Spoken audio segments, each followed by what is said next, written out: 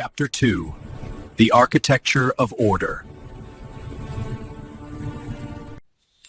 Episode 1. New Arrangements in the Dreamwilds. Scene 1. When the morning began to count.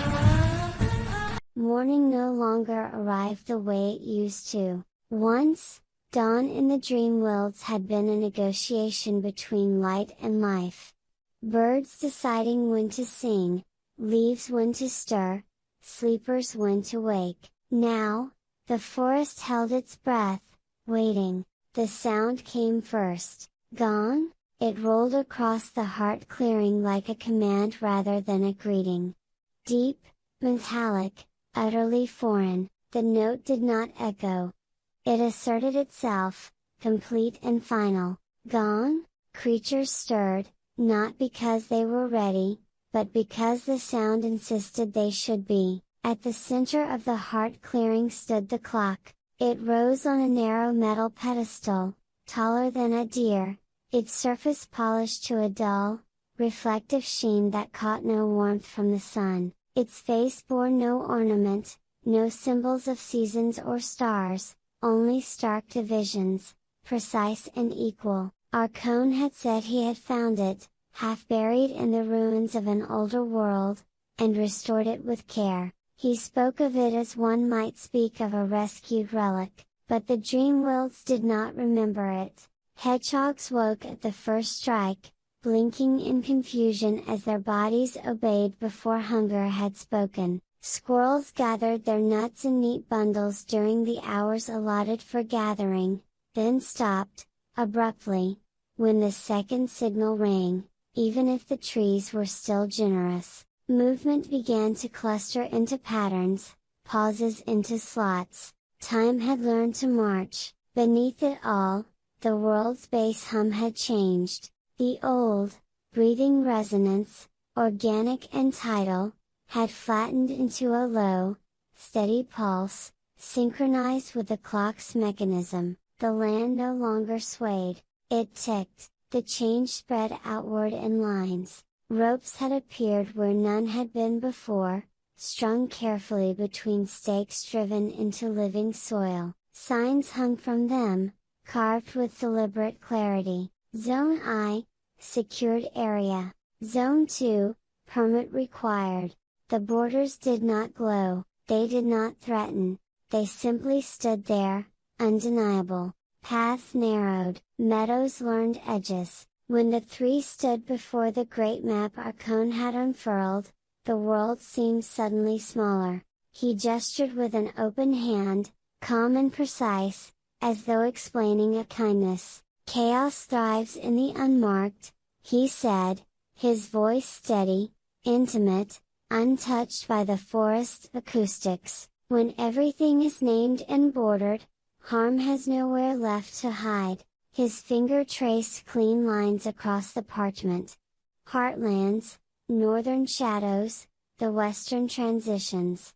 Each zone rendered legible, contained. This, he continued, is prevention. Thinksy felt her light hesitate, its silver rhythm faltering against the imposed order. Lucy noticed how the glowing meadow beyond the clearing still shone.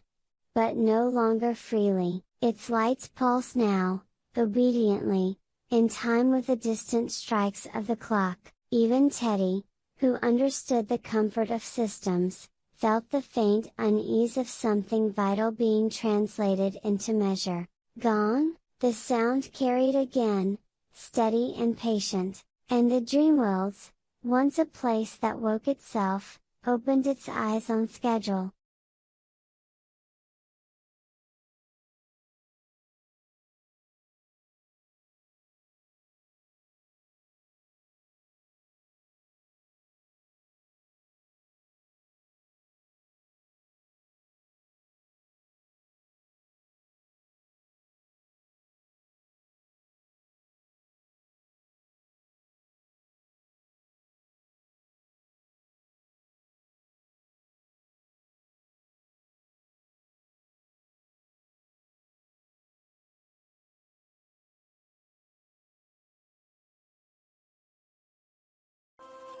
Scene 2.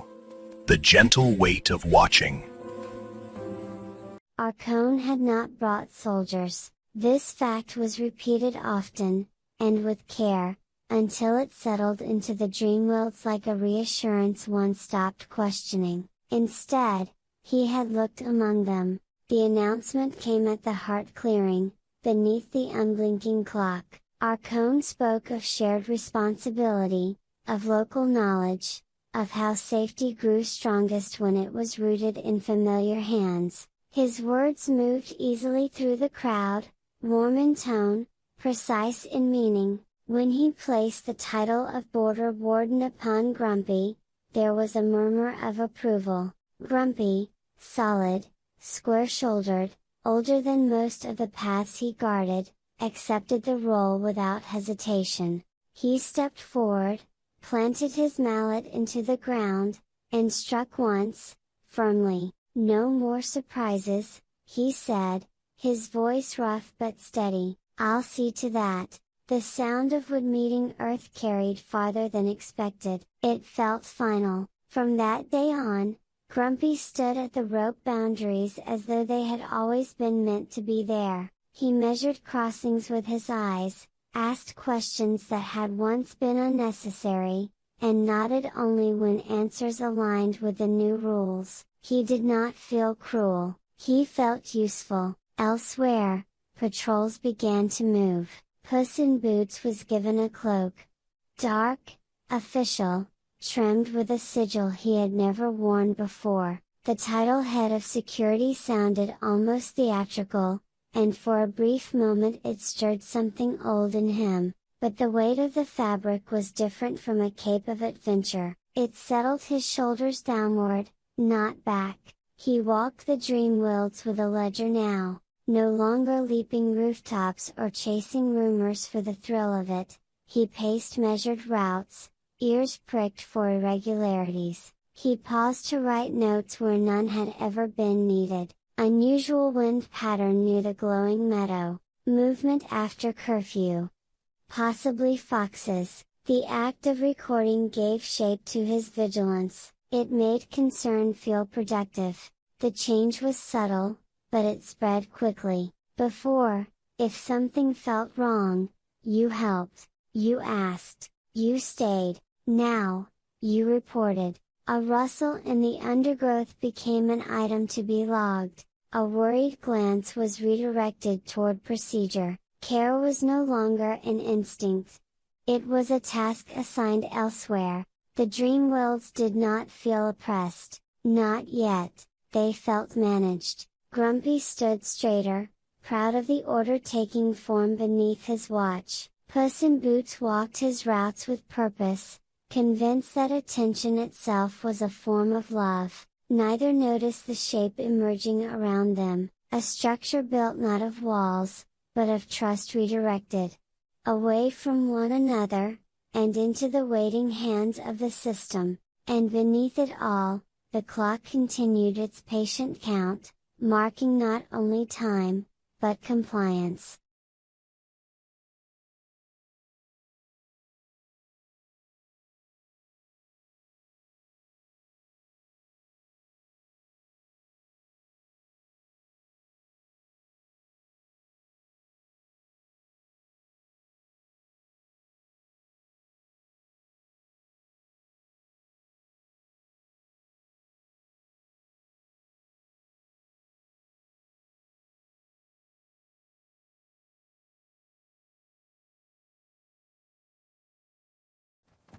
Scene 3. The form before the embrace. The tent appeared overnight. It stood at the edge of the heart clearing, pale canvas stretched tight over a frame of polished poles. Above its entrance hung a carefully lettered sign, "Requests for assistance." The words were calm, almost kind. Inside, the air smelled faintly of ink and dried herbs. Tables had been arranged in rows, each bearing stacks of neatly aligned sheets. Nothing was broken here, nothing was bleeding, and yet, something essential felt held at a distance. Lucy noticed it first. She noticed everything first. When the small mouse came running, eyes wide, breath uneven, voice trembling with the residue of a nightmare, Lucy moved without thought. Her hands were already reaching, her body bending low, her light softening into the familiar warmth that had soothed countless fears before this one. "It's all right," she began. A gentle hand intercepted her path. The sentinel smiled. "Just a moment, Lucy," he said, his tone smooth, rehearsed, almost apologetic. "We need to document this first." The mouse hesitated, paws clutched to his chest. The sentinel crouched to his level, producing a slate and stylus. "Now then," was the nightmare recurring? The mouse blinked, and on a scale of 1 to 5, the sentinel continued, still smiling, "How intense would you say the distress felt?" Lucy froze. Her arms hovered, empty. Behind them, Arkhon watched with measured approval. When Lucy turned to him, confusion and hurt flickering across her face, he spoke gently. As one does when correcting a misunderstanding. "If we respond to every cry immediately," he said, "you will exhaust yourselves. Compassion without structure burns out. We must prioritize." He gestured toward the papers. "Severe cases will reach you. The rest can be addressed through guided peer support circles." The words were careful, reasonable, efficient. The mouse was led to a small stool. A sheet was placed before him. He sniffed, wiping his nose with the back of his paw, trying to remember details that now felt distant and unreal. The nightmare began to fade. Not because it had been soothed, but because it was being translated. Lucy stood very still. Every part of her wanted to kneel, to gather the mouse into her arms, to let the fear dissolve against her chest as it always had, but another part of her, trained by years of harmony, of keeping balance, of pleasing, whispered that Arkhon must be right. She lowered her hands. Later, the healers would sit together, reviewing summaries instead of stories. They would be praised for efficiency, for clarity, for resilience. They would become overseers of care rather than participants in it. Chief physicians of a system that no longer required their presence. And the Dreamwilds learned a new lesson, that before comfort, there was procedure, that before empathy, there was a form, and that even the kindest hearts could be taught to wait.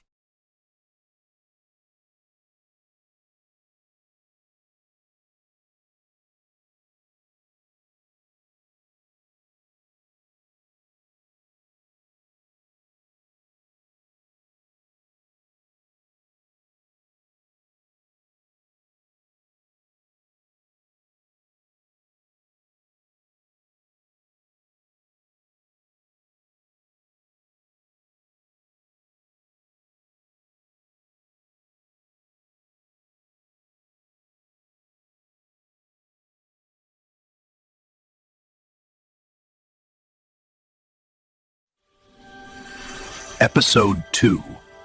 The Reassignment of the Three. Scene 1. Where care was contained.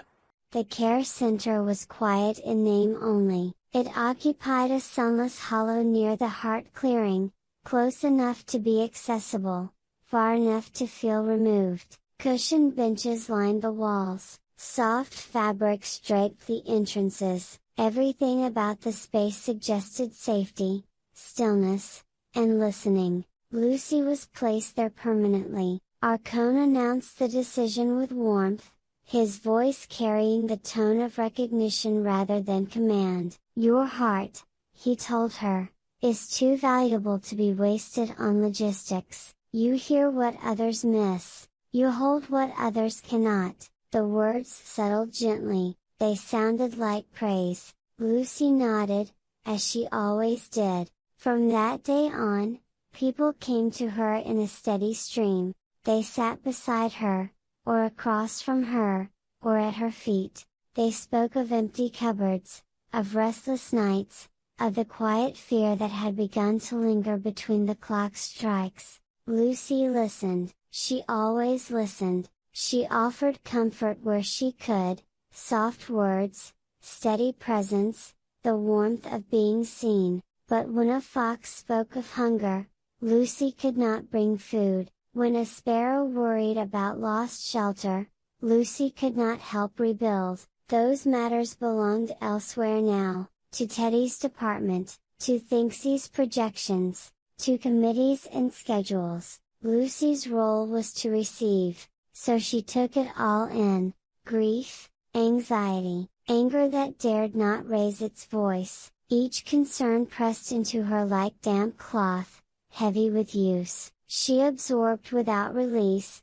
without motion, without the relief that came from mending something broken with one's own hands. Around her, the sound never ceased. A low, continuous murmur filled the care center, sniffled breaths, whispered confessions, half-spoken fears. It formed a dense, muffled layer that pressed against her ears, her chest, her thoughts. Lucy's own voice grew quieter beneath it, until even she struggled to hear it. Her fur began to change, not with dirt, not with neglect, but with shadow. The pale warmth that had once defined her dulled, threads of gray seeping in where light used to linger. No one remarked on it. After all, she was fulfilling her purpose. She was helping. She did not see Teddy much anymore. Solutions had schedules, and she was not on them.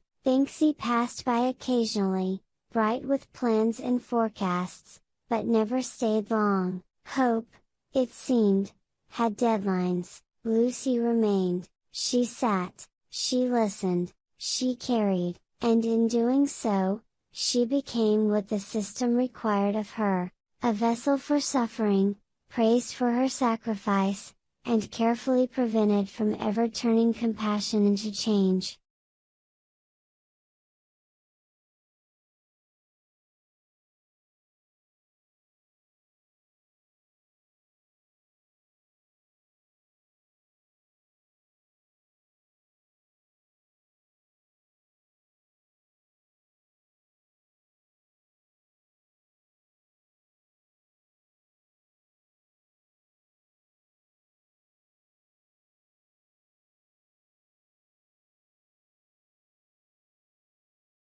Scene 2. The light behind the glass. Thinksy's new place was above the world. The balcony of light crowned the upper floor of the new haven, opening toward the heart clearing like a promise made visible. From there, the Dreamwilds looked orderly, calm, almost grateful, paths aligned, faces turned upward on cue. Arkhon called it elevation. He spoke to Thinksy softly when he explained her role, as though confiding something sacred. You remind them why they endure, he said. They need a symbol to believe in. When they see you, they remember that everything is going to be alright. At appointed times, she was asked to step forward. She would stand at the balcony's edge, framed by carefully placed lanterns, and let her light bloom. Below, the gathered crowd would wave, some would smile, others would simply look relieved, as though her presence confirmed a calculation they could not see. Thinksy waved back. She could not hear them. Glass walls had been installed around the balcony. Clear, seamless, nearly invisible. Arkhon said they were there to shield her from the wind, to protect the light from distortion. In truth, they held the world at a distance. Voices reached her only as a faint suggestion of sound, applause reduced to motion, concern flattened into gesture. She did not hear the strain beneath the smiles. She did not hear the clock's deeper note echoing through the clearing. She saw only what had been arranged for her to see. Her glow began to change. Once, it had emerged unpredictably. Warm, silver, alive with feeling. Now it arrived on schedule. It was brighter, perhaps, but colder, static, like light that did not belong to a flame. After each appearance, Thinksy would step back into the quiet and feel the doubt settle in. She had not fixed anything, she had not listened, or helped, or even spoken, she had simply been seen, and yet, they praised her for it, they thanked her, they needed her. The weight of that need pressed heavily on her chest. What if she stopped glowing? The thought came often, uninvited. What would happen if one day she simply stood there, dim and ordinary? The answer frightened her enough that she never tried, so she continued. She did not see Lucy's fur graying in the care center, she did not see Teddy's shoulders tightening under the strain of endless decisions. From behind the glass, suffering had no sound. Thinksy became a figure in a silent performance. Hope rendered visible, but unreachable, a living emblem, glowing not from conviction, but from obligation, and far below, the Dreamwilds looked up, believing they were still bathed in light.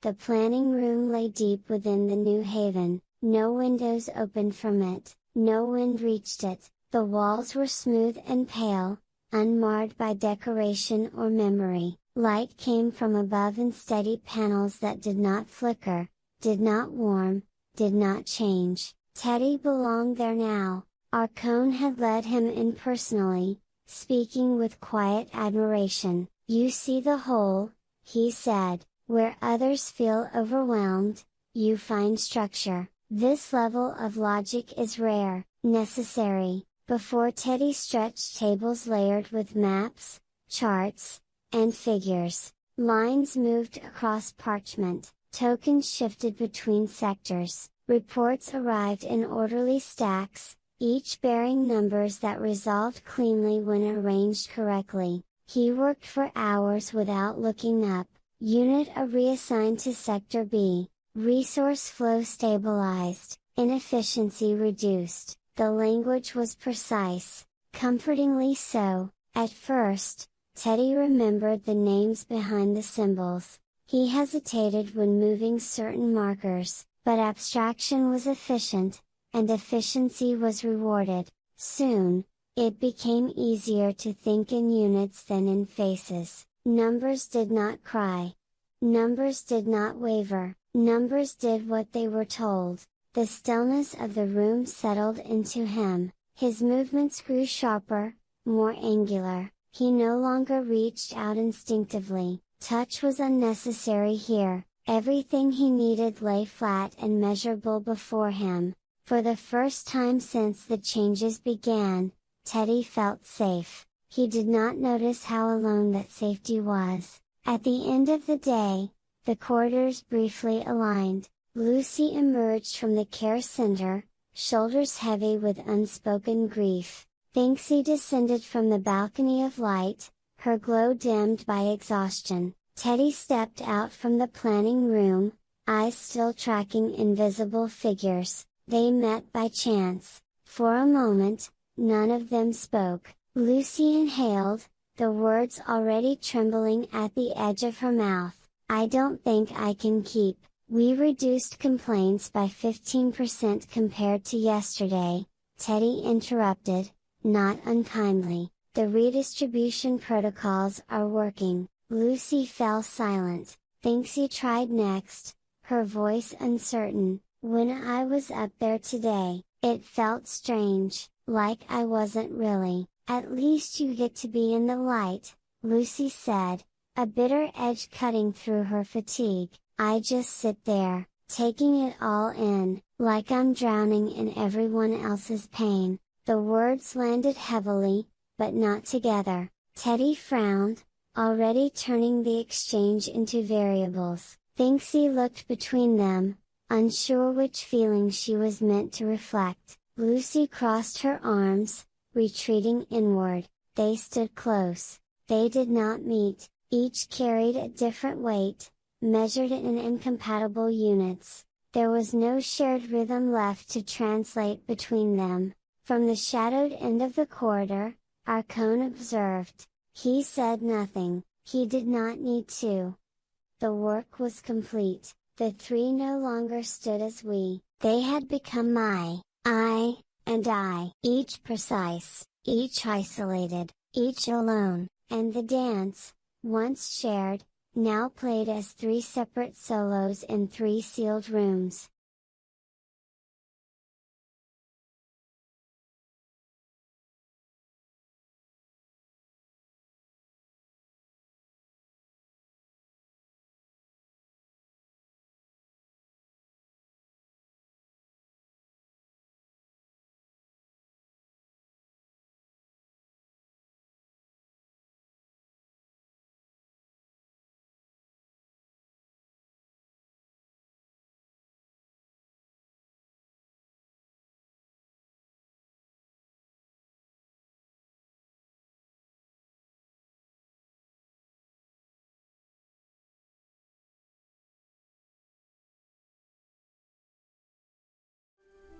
Episode 3, The First Planned Bypass. Scene 1. The river that would not wait. The rain began without warning. It did not follow the clock, it did not ask for clearance. Dark clouds gathered over the heartlands, heavy and sudden, and the sky broke open with a force that drowned the clearing in sound. Thunder rolled low and wide, and the river of melodies swelled rapidly, its normally playful currents turning dense and urgent. Water spilled over its banks, the winter stores lay close, carefully stacked, carefully measured, carefully approved, and now they were moments from being soaked through. The alarm rang. Deep within the New Haven, Teddy sat surrounded by projections of dams and reinforcements, recalculating stress tolerances at Arkhon's request. The planning room absorbed sound completely. No shout reached him, no warning pierced the sterile silence beyond the ticking clock. By the riverbank, there was no time to wait. Lucy was already moving. "Chain up," she called, her voice clear and steady despite the roar of water. "No rushing, one bundle at a time. You slip, you stop." Hedgehogs formed a line instinctively, passing sacks paw to paw, bracing against the pull of the current. They did not ask for authorization, they trusted Lucy's calm more than any posted protocol. Thinksy stood at the edge of the darkened shore, rain streaking down her fur. She let her light rise. Not bright and static as it had been on the balcony, but uneven, responsive, alive. It flickered and shifted, illuminating paths through mud and shadow. "This way," she called to the moles emerging from their tunnels. "Follow the glow, we've got you." They worked amid chaos. Water thundered, thunder answered, the sound swallowed everything else. No ticking, no metronome, no measured pulse, just force meeting effort, breath meeting breath. It was messy. Crates were dropped and recovered, voices overlapped, mud-coated fur and paws alike. Nothing about it was efficient by design, but it worked. The stores were hauled to higher ground just as the river surged again, claiming the space they had occupied moments before. When the rain finally eased, the heartland stood soaked and disordered. But prepared. For a brief while, the Dreamwilds breathed as one. Lucy leaned against a post, chest heaving, soaked through but smiling faintly. Thinksy's glow dimmed naturally, not switched off, leaving behind a warm afterimage in the misty air. They exchanged a look. No words were needed. Somewhere deep inside the new haven, Teddy finished his calculations and looked up, sensing, too late, that something had happened without him. By the river, the water still rushed loudly, proudly, and for the first time in many days, the Dreamwilds had acted without permission, and remembered how alive that felt.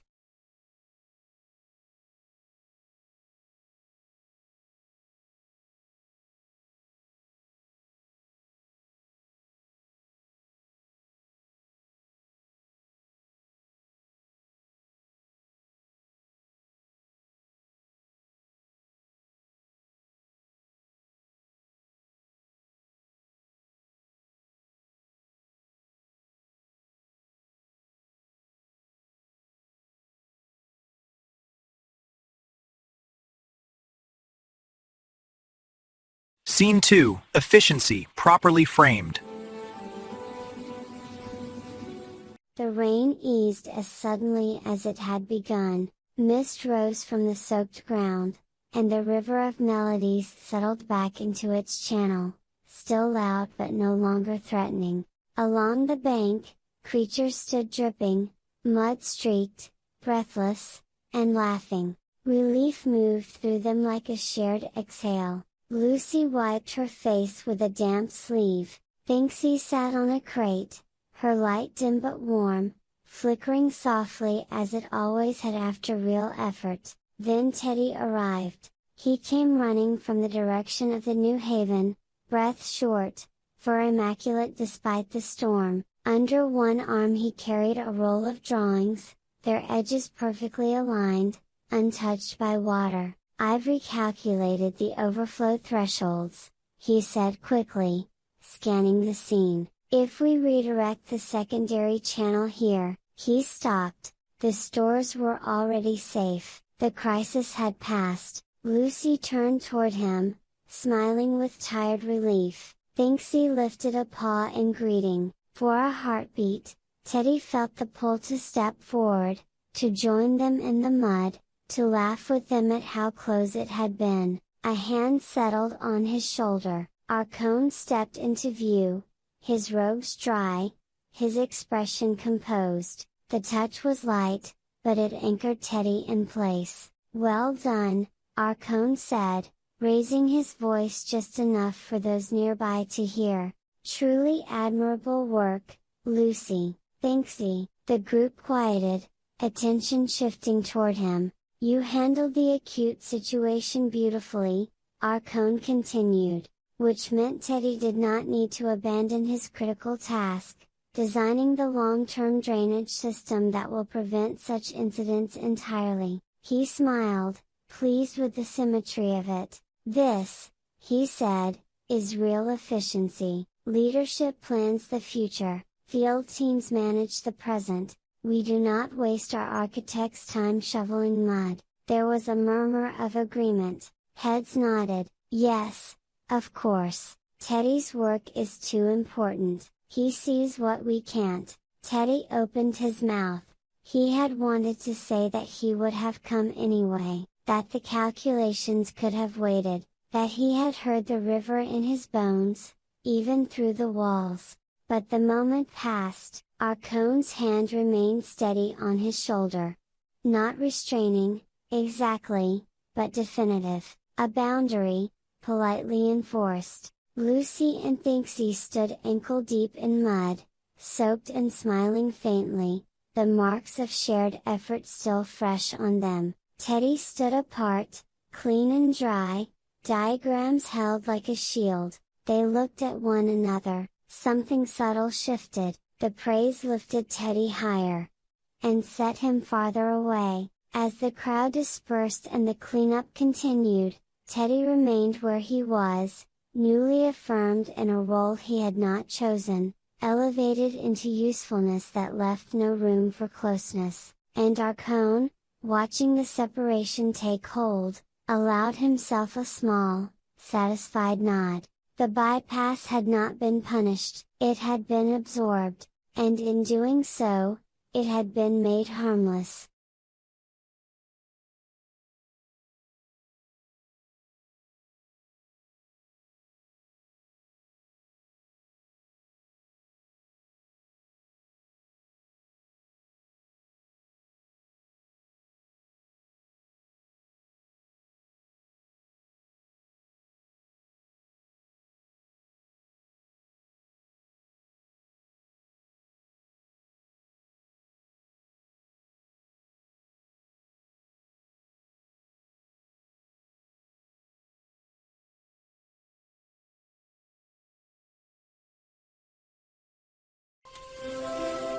Scene 3. The Usefulness of Absence. Later that evening, Teddy returned to his room. The corridors had emptied, the new haven had settled into its regulated quiet, the distant clock marking intervals that no longer surprised anyone. Inside the planning room, the air felt different after the storm. Thicker somehow, as though sound itself had been filtered out. Dead air. Teddy laid his drawings across the central table and studied them carefully. They were flawless. The drainage system curved with mathematical elegance, channels calculated to absorb even the river's most violent moods. No overflow, no waste, no improvisation required. The solution was complete, and entirely unnecessary. The river had already been handled. Without him, Teddy did not feel anger toward Lucy. He did not resent Thinksy. Their success had been real, and the logic was undeniable. He closed his eyes and replayed the sequence, step by step.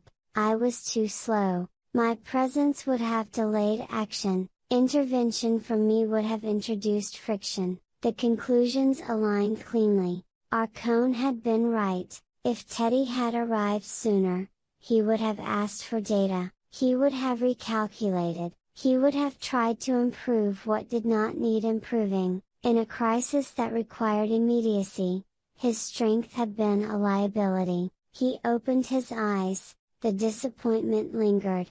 An inefficient sensation, heavy and imprecise. He identified it, isolated it, and set it aside. There was no advantage in dwelling there. What mattered was correction. If his presence created bottlenecks, then the solution was not to insist on being present. The solution was to design a system that no longer depended on him at all. He began to redraw. New plans took shape.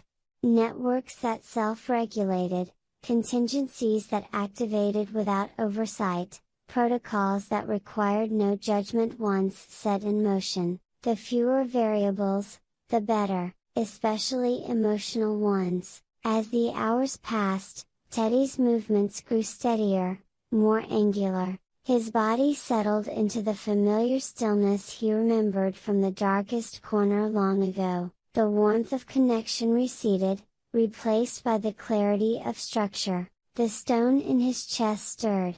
Not as pain, but as protection. Feeling, he reasoned, was inefficient. Logic endured. By the time the clock marked the final interval of the night, Teddy had built something elegant, a future in which he was no longer a point of failure. Alone in the quiet room, surrounded by perfect plans and perfect silence, Teddy felt what he mistook for peace, and the walls, smooth and soundless, closed gently around him.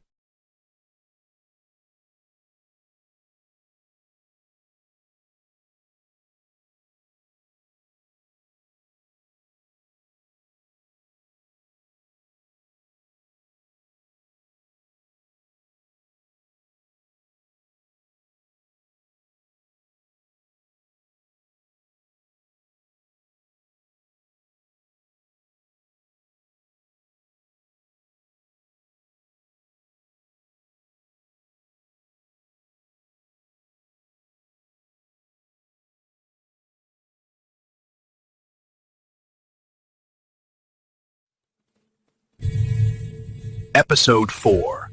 The Seduction of Control. Scene 1. When the map replaced the land. The planning room no longer slept. Lights burned through the night, unwavering and pale. Maps covered every wall.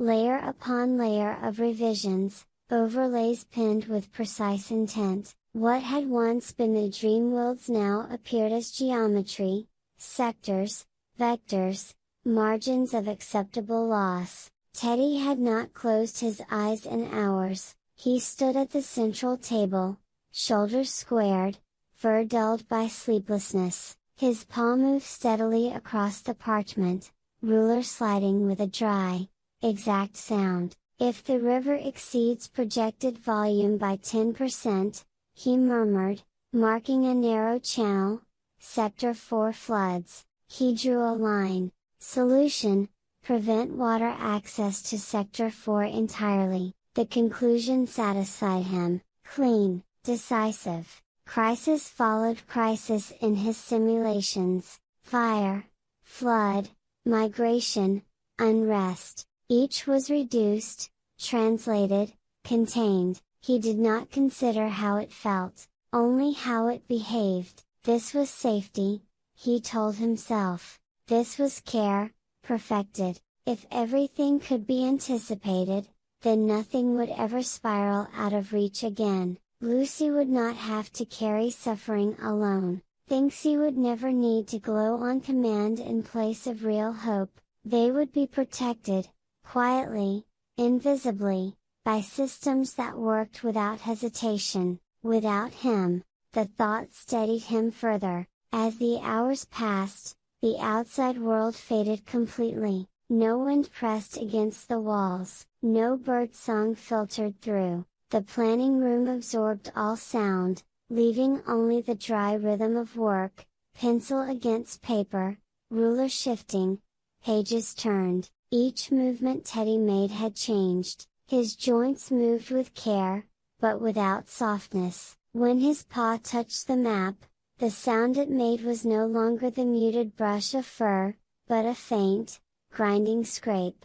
Stone against surface. At one point, he paused over the glowing meadow. On the map, it was a shaded zone with irregular edges, a variable, a risk. He drew a straight line through it. The stroke was smooth, satisfying. On paper, it was only a boundary. In the living Dreamwilds, it severed a winding path. One little Mai used each evening to dance beneath the flickering lights. Teddy did not see the path. He did not see little Mai.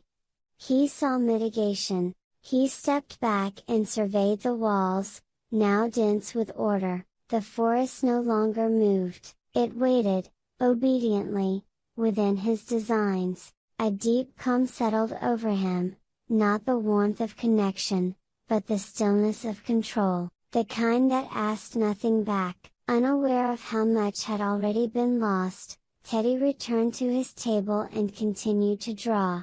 The map was becoming perfect, and the land, slowly, was disappearing.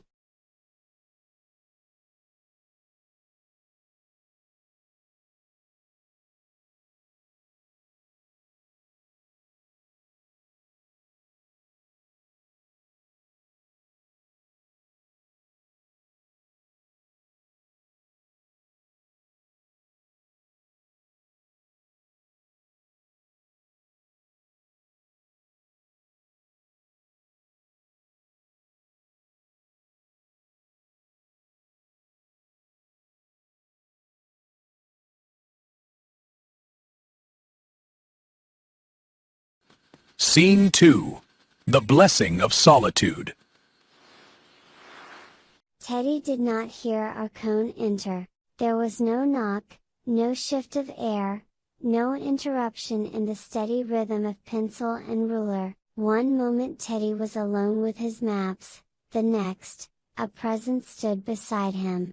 Calm, precise, inevitable. Arkhon studied the walls in silence. His gaze moved slowly across the diagrams, the sectors, the decisive lines that tamed rivers and straightened forests. He did not recoil from their lifelessness. He did not mourn what had been simplified away. At last, he nodded. Remarkably clear, Arkhon said softly. No wasted motion, no ambiguity. Teddy straightened, uncertain whether he had been caught or commended. These maps, Arkhon continued, resting his fingertips lightly on the edge of the table, they frighten others, not because they are wrong, but because they are complete. He turned to Teddy then, his expression measured, almost kind. They don't understand this burden, he said. Lucy sees only the single tree before her. Thinksy sees only the light when it flashes, but you, Arkhon gestured toward the walls, you see the structure of the forest itself. The words settled heavily, yet warmly. It is a lonely vision, Arkhon went on, and that loneliness hurts. I see that, but someone must carry it. Someone must stand apart, so the rest may remain together. Teddy felt something shift inside his chest, the ache he had not named. The quiet weight of being left behind was suddenly reframed, lifted, given shape. This was not exclusion, this was duty. Arkhon reached into his cloak and withdrew a slender instrument, darker than ink, colder than metal. He placed it carefully into Teddy's paw. A sealing pen, he said, lines drawn with this cannot be erased. Teddy turned it slowly, listening to the faint, dry sound it made as it brushed the paper. Decisions, Arkhon continued, must sometimes be permanent to offer true safety. Reversible choices invite doubt. Doubt invites chaos. The logic was flawless. Teddy felt a quiet pride bloom. Small, controlled, steady, his isolation no longer felt like abandonment, it felt earned. He imagined himself standing unseen at the edge of every crisis, holding the line while others lived freely within it, a silent guardian, a necessary one. Arkhon stepped back, already fading into the stillness of the room. Continue, he said gently. They need you to remain exactly as you are. Left alone once more, Teddy returned to the table. The sealing pen moved across the map with deliberate certainty. This time, when the line was drawn, it could never be undone.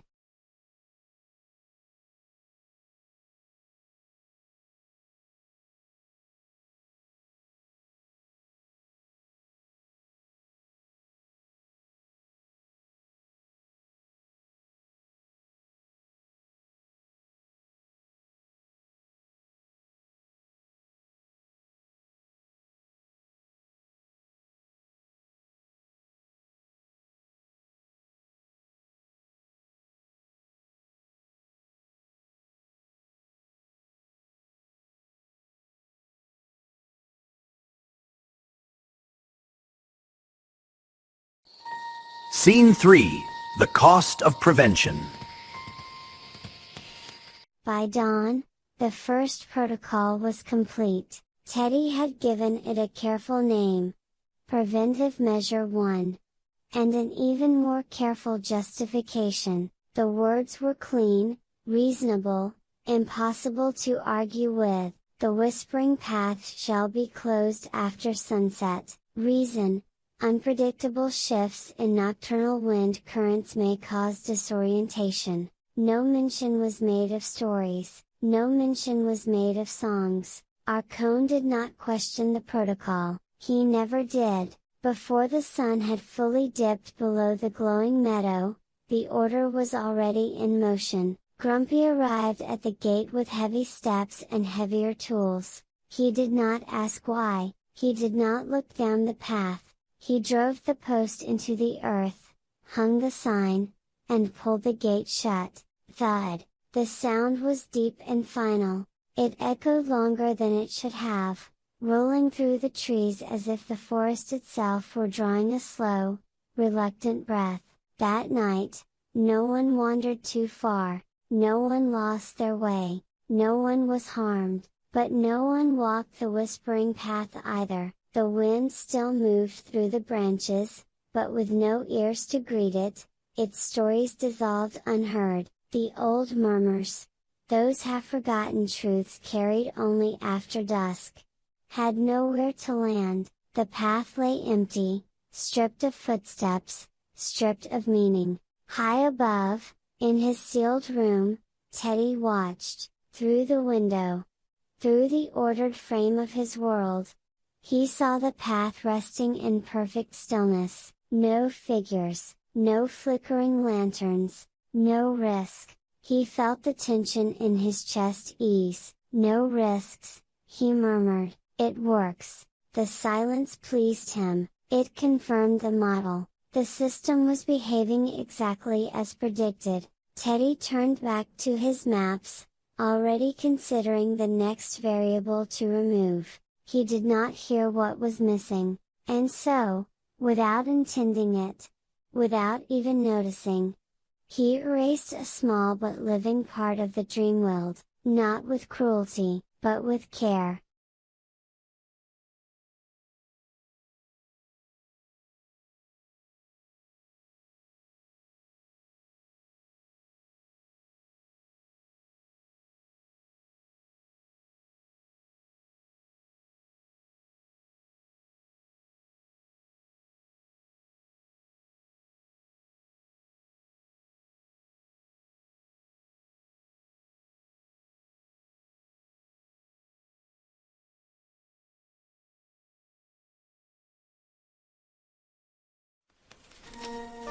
Episode 5. The First Visible Act of the Divider. Scene 1. A Broken Telephone. The Dreamworld had grown quiet in an unfamiliar way, not the gentle quiet of rest, but the segmented silence of separation. Lucy slept in her tent at the edge of the Heartlands, wrapped in damp canvas and unfinished thoughts. Teddy remained sealed inside the planning room, surrounded by walls that swallowed echoes. Thinksy stood above them all, glowing softly behind glass, visible yet unreachable. They could no longer speak, so they wrote. Lucy's note was small and uneven, the letters pressed hard into the paper as if effort alone might carry her voice across the distance. I need you. I can't do this alone anymore. She read it once, then folded it carefully, as if politeness might make the plea easier to receive. The crow arrived almost immediately. He wore his new badge proudly. A small metal tag that read Communications Officer, hanging from a cord around his neck. It clicked lightly against his feathers as he landed. I'll take it, he croaked, already reaching for the note. Lucy hesitated. Please, she added, softly, just, give it to him. The crow tilted his head, one bright eye glinting. Of course, he said, though paper is such a messy medium. He did not unfold the note as he flew. By the time he reached the planning room, the crow had already decided how the message would sound. He perched atop Teddy's drafting table, wings brushing the air with a heavy, papery rustle. The sterile room amplified every movement. The sound of feathers against silence was almost violent. There's a message from Lucy, the crow announced. Teddy looked up, hope flickering for just a moment. The crow did not hand him the note. Instead, he leaned forward and recited. She says, why do I have to do all the work while you hide in here? The words struck cleanly, precisely where they would hurt most. Teddy's shoulders stiffened, that familiar tightening returned, the sense of being a burden, a delay, an obstacle. His mind reached instantly for structure, for defense. I am not hiding, he said flatly, I am solving the problem. He turned back to his maps, jaw set. Tell her, Teddy continued, that I'm doing this so she doesn't have to complain anymore. The crow bobbed his head, satisfied. Message received, he croaked, already spreading his wings. The note itself remained folded, unread, untouched. Its true words sealed inside. As the crow departed, his wings made that same dry, crumpling sound, like paper being crushed into a tighter and tighter ball, and somewhere between sender and receiver, the truth lost its shape, not through lies, but through translation.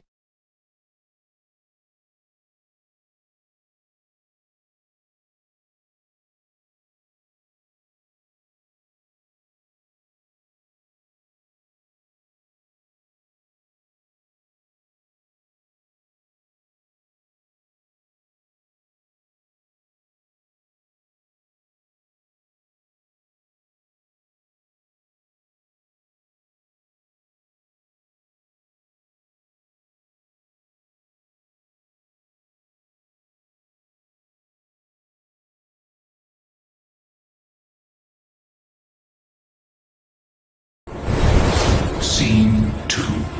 The right tool, the right place. The care hall was full. Animals stood in loose lines that curved like tired questions. The air smelled of damp fur, crushed herbs, and the slow patience of waiting. Somewhere, a kettle hissed softly. Somewhere else, someone coughed. Above them all, the crow circled. He did not land at first. He let his shadow pass over the gathered bodies again and again, until eyes lifted naturally, as if drawn upward by habit rather than command. "Don't worry," the crow called down, his voice smooth and carrying.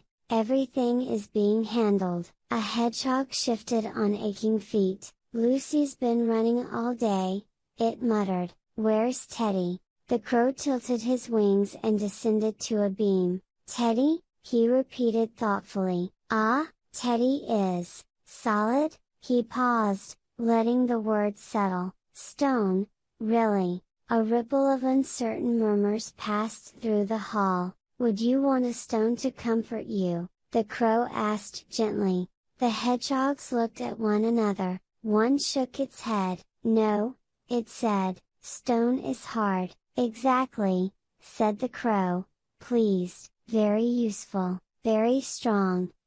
But not here." He hopped along the beam, warming to his lesson. "And Thinksy," he continued, "Thinksy is bright, beautifully so, but light can be tiring, can't it? Too much brightness for weary eyes." Some nodded. A mole squinted instinctively, as if imagining it. "But Lucy," the crow said, lowering his voice, "Lucy is soft, Lucy listens, Lucy belongs here, with you." The words felt reasonable, comforting, even. Soon the phrases began to repeat themselves, passed from mouth to mouth like borrowed wisdom. "Stone belongs at the dam, light belongs in the lantern tower, soft belongs in the care hall." No one said it aloud, but the thought settled all the same. Togetherness was inefficient. Why bring a stone where softness was needed?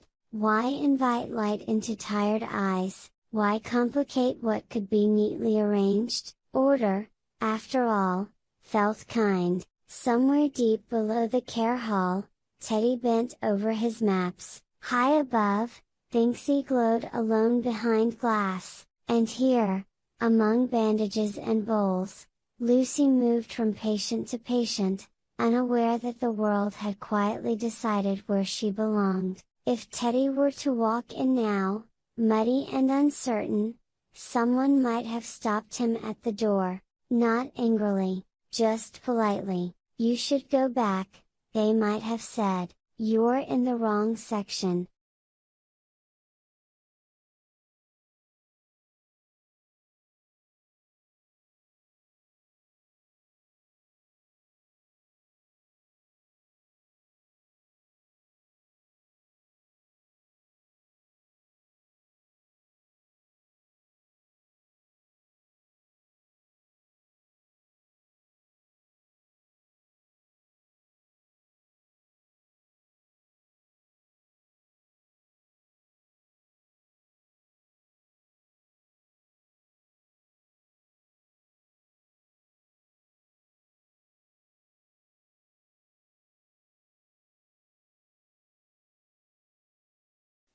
Scene 3. The landscape without a voice.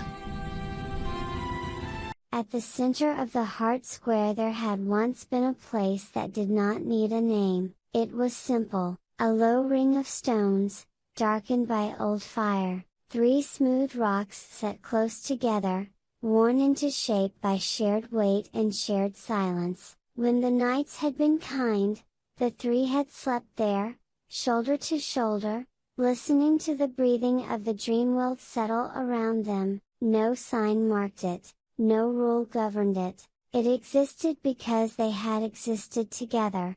That was why it had to go. The maintenance crew arrived in quiet efficiency, wooden tools, measured movements, no ceremony.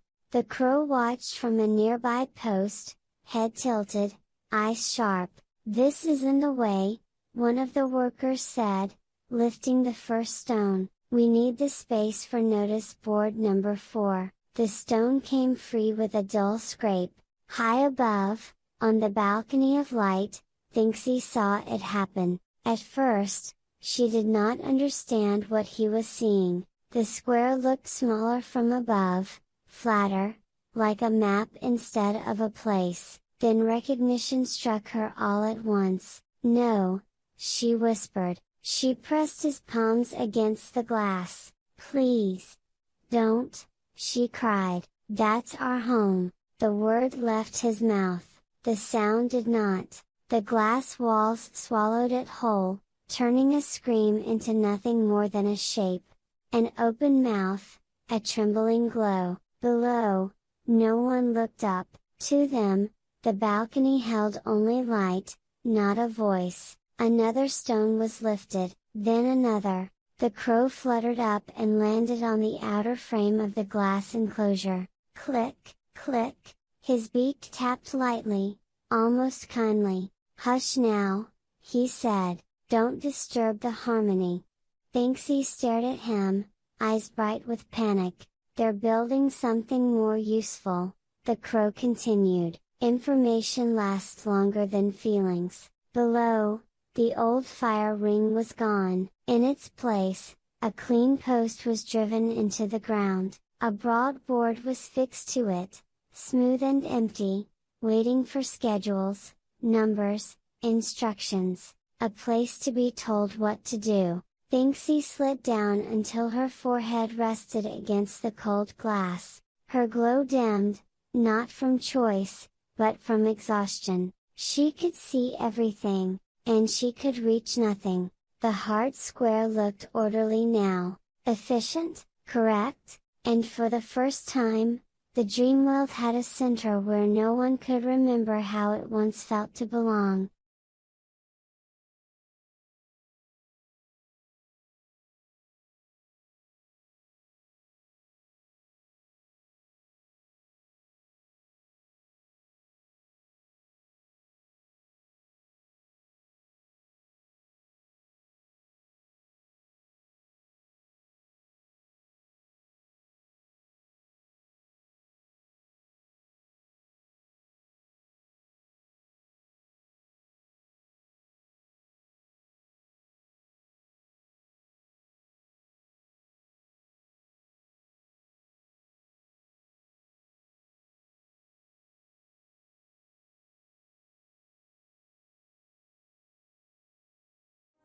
Seductive, Episode 6. The Meeting Without Music. Scene 1. The Corridor of Neutral Ground. They met by accident. The transition corridor was built to connect places, not people. It linked the care hall, the planning bunker, and the balconies of light with the same impartial precision. No windows, no warmth. The air carried no scent of forest or fire. Only the faint sterility of stone and polished metal. Lucy was the first to stop. She looked smaller than before, folded inward as if gravity had increased around her alone. Her fur had lost its softness, dull to a tired gray. She smelled of old tea and tears she had not had time to cry properly. When she lifted her head, her eyes searched the corridor, Already bracing for disappointment, Teddy emerged from the opposite side.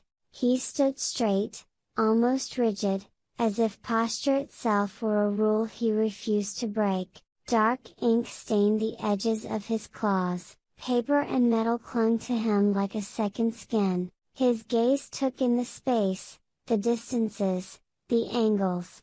Everything except the ache in Lucy's face. A moment later, light spilled softly into the corridor. Thinksy arrived last, glowing too brightly for the colorless walls. The light around him was sharp and steady, no longer breathing with emotion but humming with restraint. His eyes were glassy, unfocused, as if he were looking through the corridor rather than at it. The air around him carried the scent of ozone.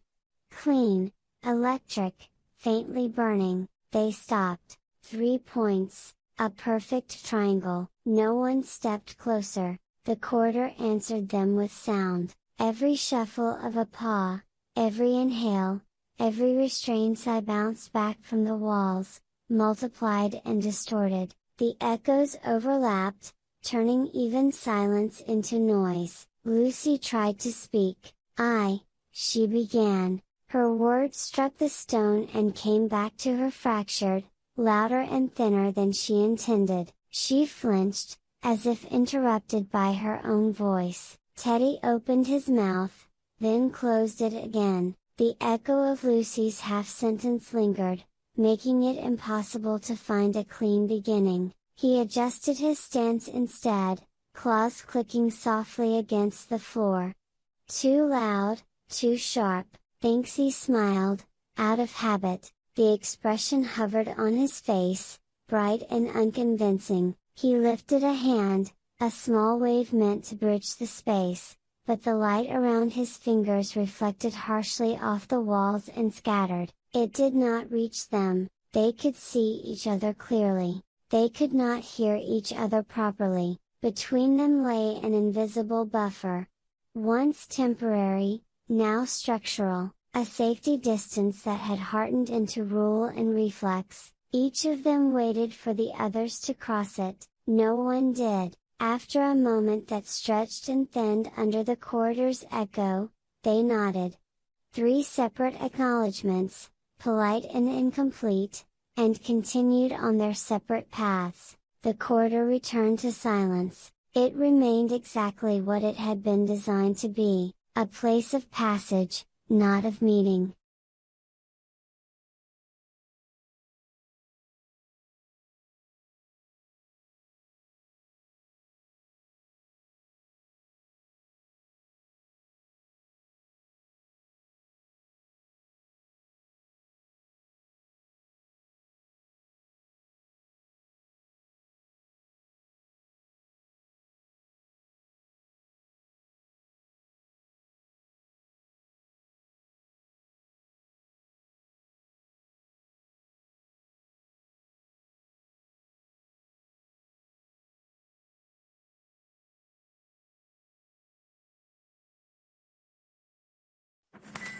Scene 2.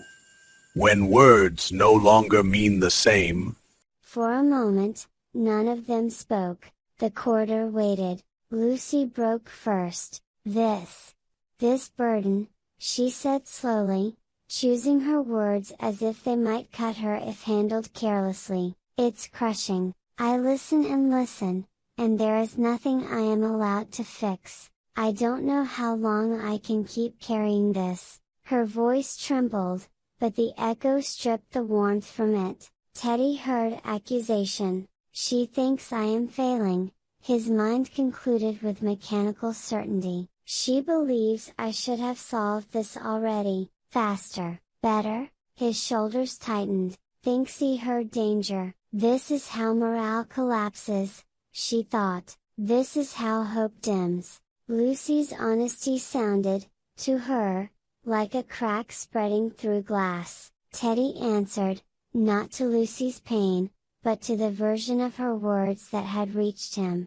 The system is still stabilizing, he said, voice clipped and precise. According to the data, dissatisfaction is decreasing. You need to trust the process, Lucy. It takes time. Lucy felt something go cold inside her. He doesn't hear me, she thought. He doesn't even see me. To him, she was not a living body soaked in other people's grief.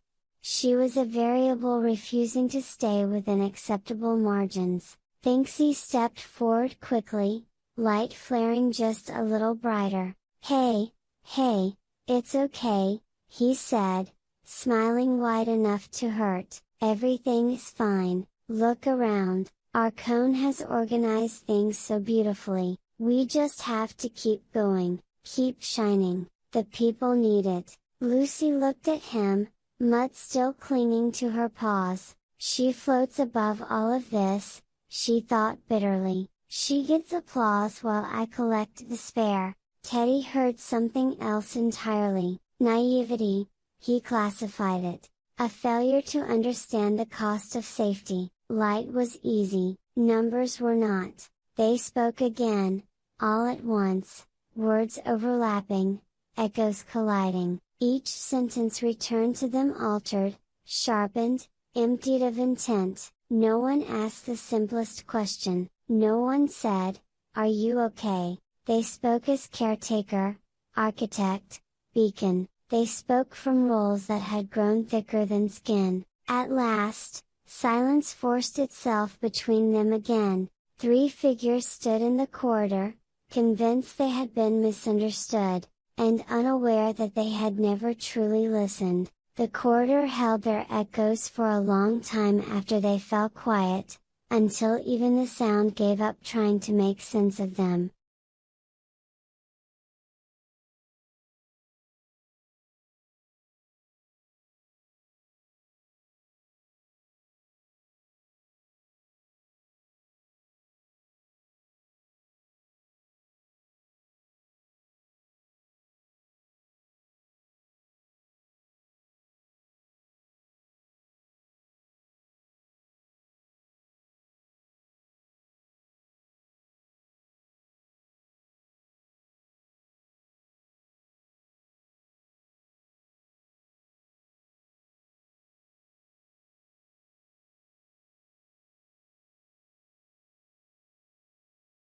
Scene 3. The Turned Away Gaze. Nothing more was said. That was the true ending of the meeting. Teddy felt the weight of the unspoken blueprint press against his thoughts. The permanent sector fence, the clean line that would seal Lucy's patience away from the rest of the meadow. On paper, it was elegant, safe, final. He did not mention it. Lucy wouldn't understand, he told himself. She would hear cruelty where there is only prevention, so he kept the plan where it felt safest, inside his own head, alongside numbers that never cried. Lucy lowered her eyes. She did not speak of the dreams. The ones where the air tasted old again, where shadows moved with purpose, where the Dark Queen's presence seeped back into the dreamworld like ink into water. She had learned what happened to warnings delivered without proof. Teddy would call it instability, she thought. Thinksy would call it fear, so she folded the visions into herself and let them bruise her quietly. Thinksy smiled, just once more. She did not tell them that the moment she stepped away from the balcony, her glow failed him, that in the narrow stairwells and empty rooms, her light flickered, thinned, and sometimes vanished entirely. She was afraid of what that darkness said about him. Beacons aren't allowed to go dark, she thought, so she hid the night inside his chest and hoped no one would notice the weight of it. They stood there, 3 figures holding 3 secrets, each convinced they were protecting the others by remaining silent. Then the bell rang, not loud, not harsh, perfectly measured. Arkhon's clock marked the hour with a single, resonant chime that filled the corridor and erased the fragile pause between them. Break is over. The words did not need a voice. Lucy turned toward the care center. Teddy turned back toward the bunker. Thinksy ascended toward the light. None of them looked back. As their footsteps faded in separate directions, the corridor remained, empty, echoing, faithful only to the sounds it had already lost. And somewhere deep within Teddy's chest, a thought settled into place, heavy and immovable as stone. Someone has to be the adult in this room.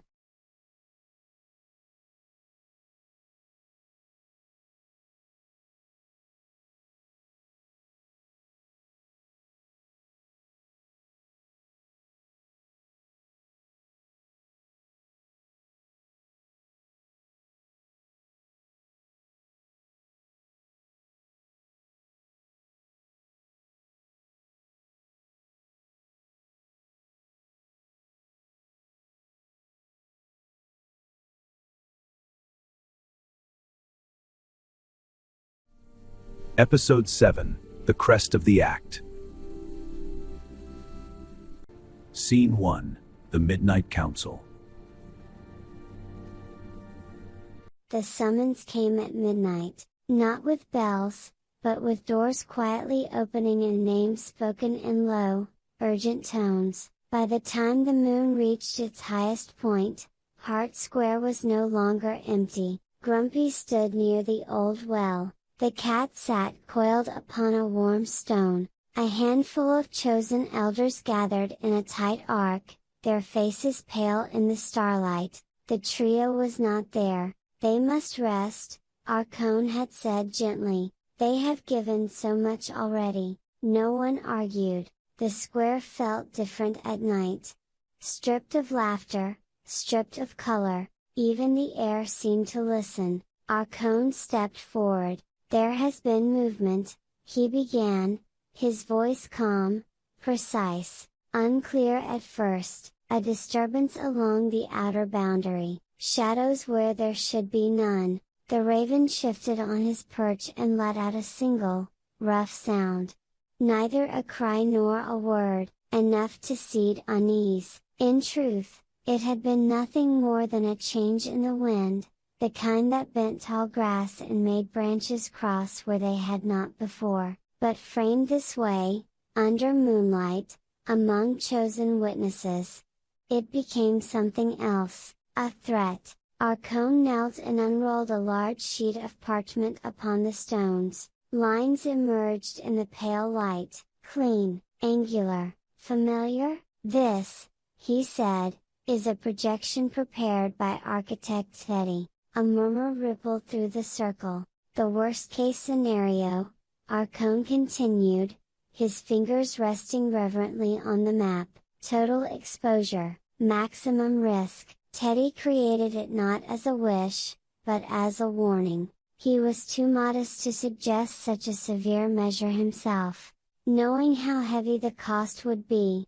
He looked up, meeting their eyes one by one. But we cannot afford modesty when safety is at stake. The map showed closures, corridors sealed, paths rerouted, sectors isolated into quiet, obedient blocks, perfect order. For the good of the Dreamwild, Arkhon said softly, I will enact this plan on Teddy's behalf. No one asked where Teddy was, no one asked whether he agreed. If Teddy calculated it, one elder whispered, then it must be right. He sees what we cannot, said another. Grumpy nodded once, slow and final. The decision passed without a vote. Above them, the stars did not move. The square accepted the verdict in silence, and somewhere far from Hart Square, behind sealed doors, behind careful walls, Teddy slept for the first time in days, unaware that his darkest hypothetical had just become law.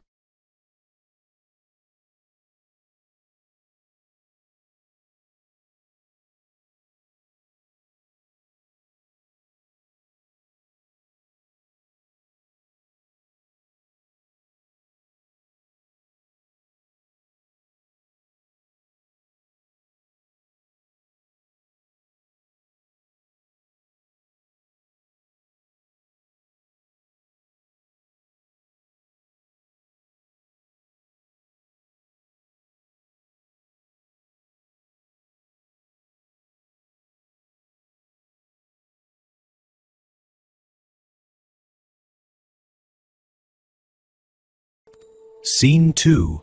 The Resonance Fence. Morning did not arrive all at once. Light crept into the dream world cautiously, as if testing whether it was still welcome. The birds were slower than usual. The wind moved, but without enthusiasm. Something in the air resisted ease. Hart Square looked unchanged. No walls, no timber barricades, no iron gates. Paths still curved where they always had. Stones lay where stones had lain for generations, and yet, no one crossed certain lines. At regular intervals along the square and its main arteries, small obsidian stones had been set into the ground, polished, unmarked, easy to overlook unless you knew to look for them. Between the stones, the air hummed. It was not loud. Not at first. A thin, high vibration lived there, just at the edge of hearing, like a distant ringing that refused to fade. Those who stepped too close felt it slide behind their eyes, twist their balance, sour their breath. The sound did not wound the body, but it dismantled orientation itself. Up and down traded places, thought loosened, nausea followed instantly. Only those bearing a visible mark, an approved key, could pass without consequence. Animals learned faster than people. A fox halted mid-step and backed away from empty space. Birds avoided flying low across the invisible lines. Even insects curved their paths around nothing at all. Nature had recognized a predator without a shape. Deep within his bunker, Teddy woke to silence that was too clean. His monitors glowed softly, steady and obedient. Data streams scrolled as they always had. Except now they confirmed what should never have moved beyond simulation. Sector A, Isolation Protocol. Active? His breath caught. Teddy rose and crossed to the narrow window. From there, he could see the edge of the square.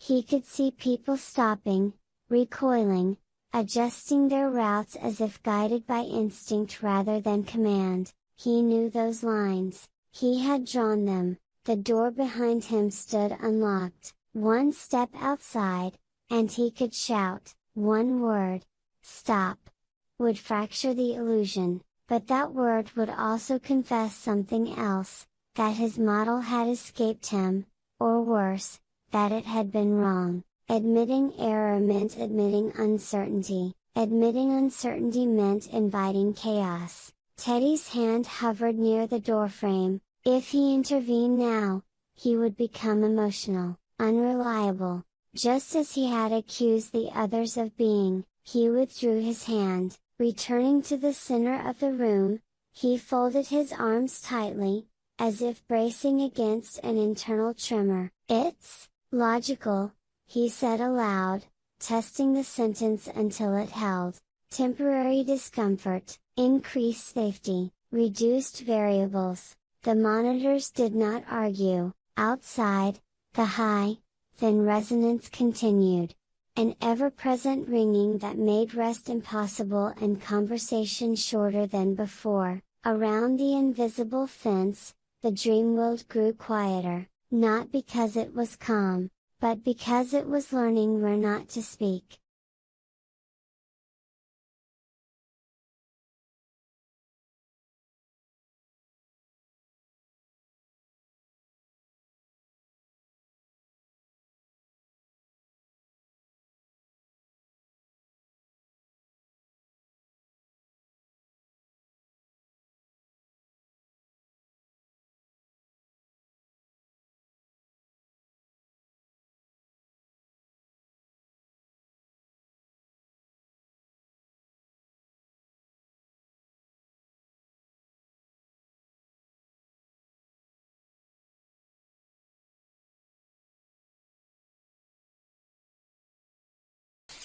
Scene 3. Lucy is stopped. Lucy had always known the paths by heart. That morning, she walked one of them without thinking, a woven basket resting against her hip. Inside it lay fresh yarrow, moonleaf, and a small vial of warm sap. Simple remedies for a simple illness. The squirrel on the far side of Heart Square had been coughing through the night. Lucy had heard it in her dreams. Then and panicked, she followed the curve of the path as she always had, and then the world tilted. The sound struck first. A sudden, piercing resonance that slid into her skull like a blade of glass. Her vision fractured, the ground surged upward, then fell away. Lucy staggered, clutching at air, and the basket slipped from her hands. Her herbs scattered across the stones. She dropped to one knee, breath shallow, the high ringing flooding her senses until even her own heartbeat felt foreign. "Lucy!" The voice was steady, regretful. Grumpy stepped into view from beside a tree, his posture firm but his eyes soft. He did not raise a weapon, he did not block her with his body, he simply stood where the line could not be crossed. "I'm sorry," he said, "I truly am." Arkhon ordered the closure, tied to Teddy's plans. The ringing receded just enough for the words to land. "Teddy's?" Lucy echoed. She turned her gaze to the empty space ahead of her. To the neat line of obsidian stones half buried in the earth, to the nothingness between them that now roared with meaning. So the whispers had been true, the careful distance, the silence, the calculations made elsewhere. Her chest tightened. Not with anger, but with something heavier, something that sank instead of burned. She imagined Teddy in his bunker, hands clean, lines drawn. She imagined him choosing safety over her patience, order over care, a prison, built with numbers. Lucy did not argue. She knelt and gathered the scattered herbs one by one, her hands trembling more from exhaustion than pain. When she stood, she did not look at Grumpy again. There was no accusation left in her, only acceptance. "I understand," she said quietly. Turning away from the invisible wall, Lucy walked back toward the care center, her steps slower now, as if each one required permission she no longer had. Behind her, the resonance hummed on, and somewhere beyond it, a small squirrel waited, unreached, unheard, while the guardian learned what it meant to be responsible without authority.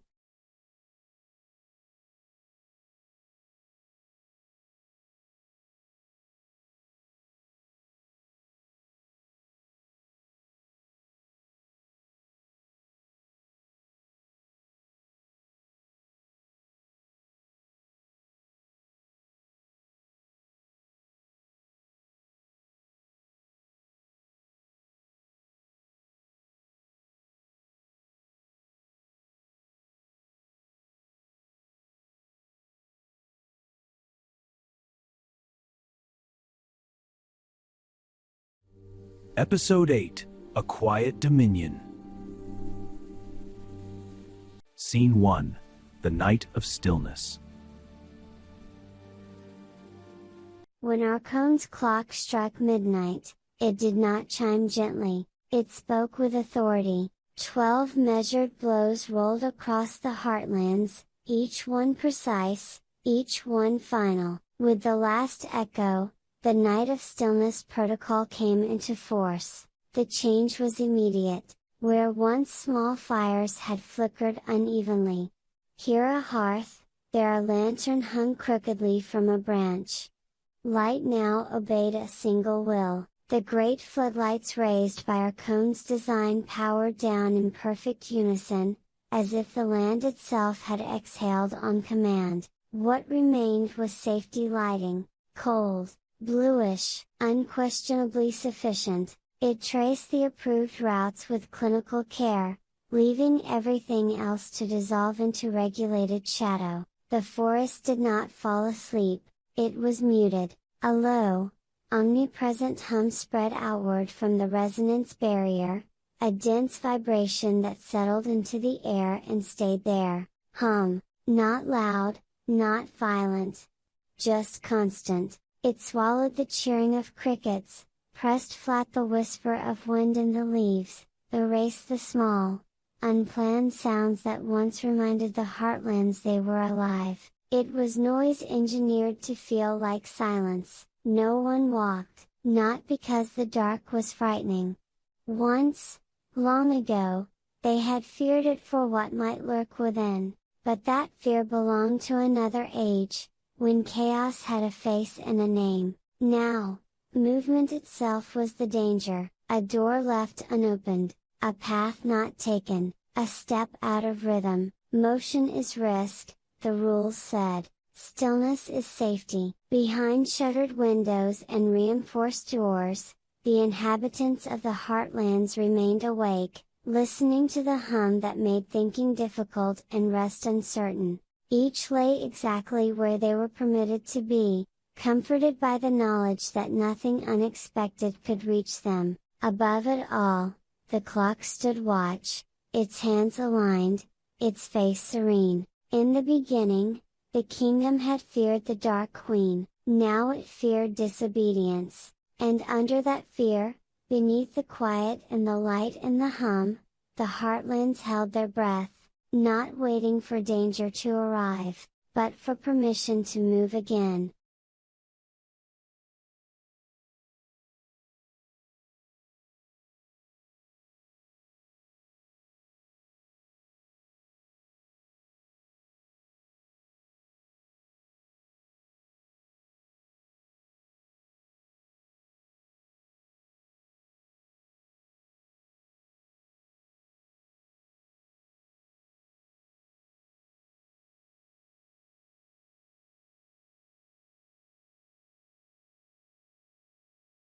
Scene 2. 3 extinguished flames.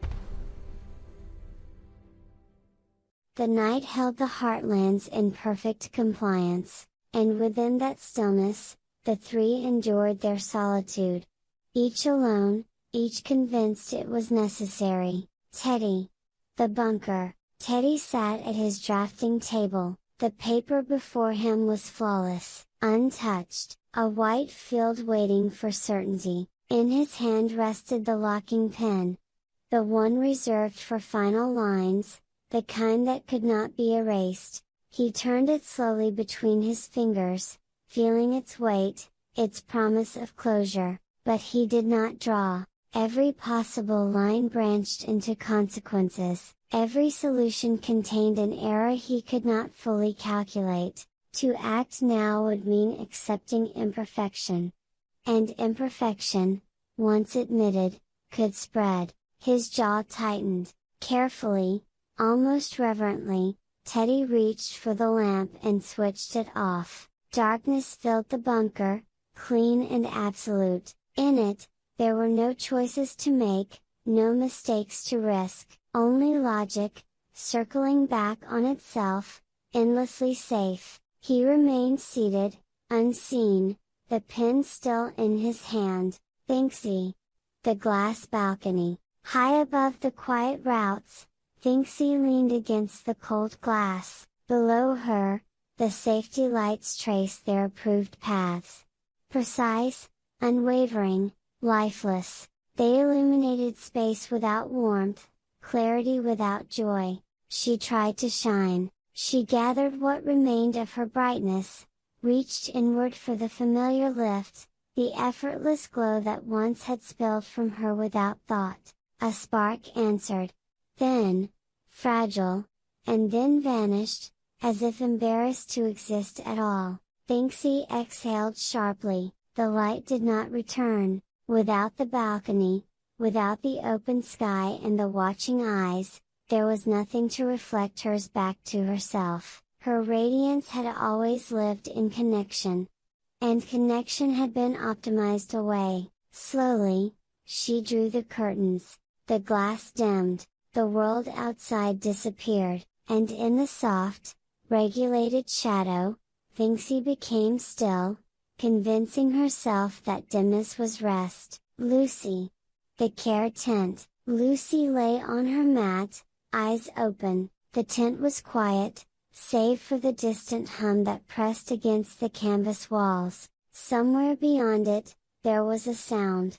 A rustle, a soft, uncertain movement, the kind that once would have pulled her to her feet before thought could intervene. Someone might need help. Her hands clenched, Lucy closed her eyes and repeated the words she had been given, the ones spoken gently but often enough to become law. I must rest, I cannot help everyone. She held the phrases tight, like a poultice over a wound that would not close. Caring had become dangerous, listening had become a liability. To survive, she had to narrow her heart. The sound outside faded. Or perhaps she simply stopped hearing it. Lucy lay still, awake, practicing the hardest skill she had ever learned, not answering a call. Across the heartlands, 3 lights were extinguished. Not by force, not by decree, but by choice shaped carefully by fear, and in the quiet that followed, the kingdom rested, not healed, not whole, but perfectly, terribly ordered.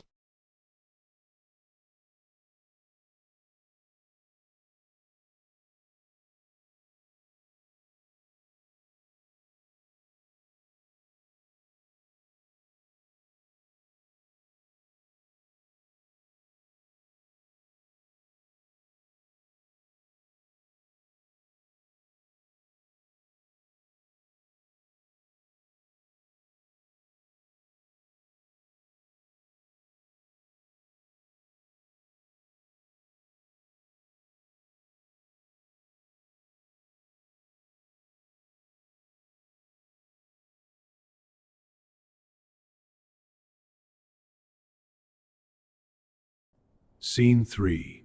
The Satisfaction of Arkhon. The heart square lay empty, no footsteps crossed its stones, no voices lingered in the air, even the wind seemed to pause, uncertain whether it was still permitted to move. At the center stood Arkhon. He was alone.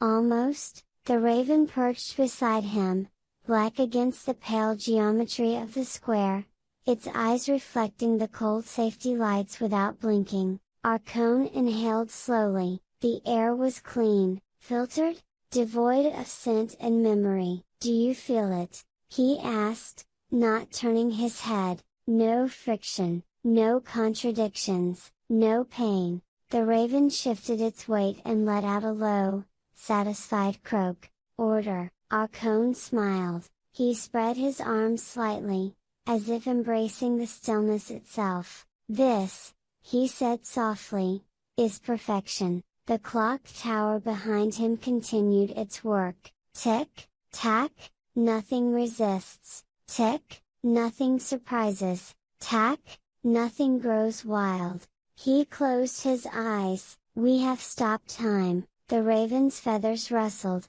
a sound like dry parchment being turned. In that moment, the truth stood fully revealed. Not as cruelty, not as madness, but as conviction. Arkhon did not desire life, he desired a state, a world where nothing had to be negotiated, where no choice demanded sacrifice, where nothing new could be born, and therefore nothing could truly be lost. A living museum, preserved, catalogued, eternal. The ticking filled the silence now, precise and mechanical. Tick, tack, tick, tack, the view rose. Slowly, dispassionately. Above the heartlands, from above, the Dreamworld no longer resembled a forest, paths aligned into circuits, clearings resolved into nodes. The once organic weave of roots and trails straightened into grids and angles, a vast, regulated pattern stretching to the horizon, not a wilderness, a design. Geometry had triumphed over growth, and beneath that flawless order, life waited, perfectly still, for permission to move again.